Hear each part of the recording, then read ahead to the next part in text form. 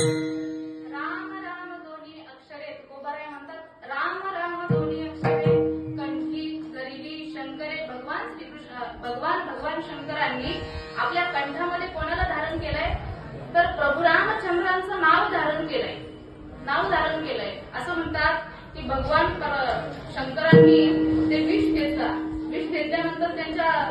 दाह होऊ लागला कंठाला आणि मग शांत कसा झाला